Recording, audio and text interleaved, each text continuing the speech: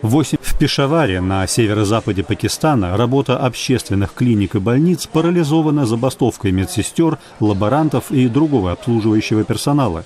Они настаивают на повышении зарплат в соответствии со стажем работы и уровнем квалификации и заявляют, что до тех пор, пока правительство не выполнит их требований, они намерены помогать больным только в экстренных случаях. Забастовка охватила общественные лечебные заведения города, которые обслуживают подавляющее большинство его населения. Частные клиники этой акцией не затронуты. А в пакистанском городе Кветта прошли протесты против планов властей перенести главный автовокзал из центра на окраину города.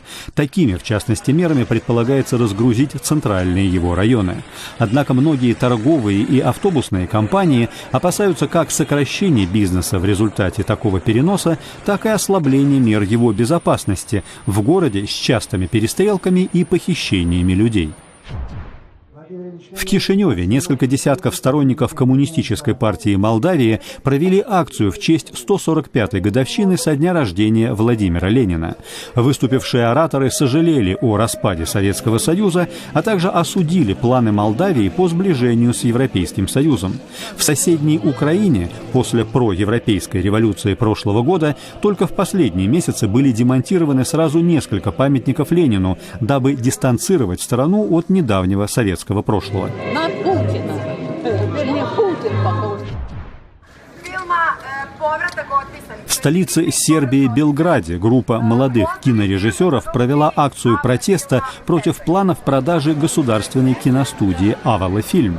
Наиболее успешная киностудия бывшей Югославии, но обремененная ныне большими долгами, она была продана на аукционе консорциуму американских и французских инвесторов всего за $9 миллионов. Причем эта сумма включает стоимость как собственно киностудий, так и принадлежащих компании архивов, насчитывающих около 600 художественных и документальных фильмов. Азамат Джаналиев из города Балакчи на севере Киргизии надеется стать первым киргизом, обошедшим пешком земной шар. 8 дней назад он вышел из родного города и теперь делает недельную остановку в Бишкеке, прежде чем продолжить путешествие. Он задумал его просто из любопытства и надеется завершить в течение 6 лет.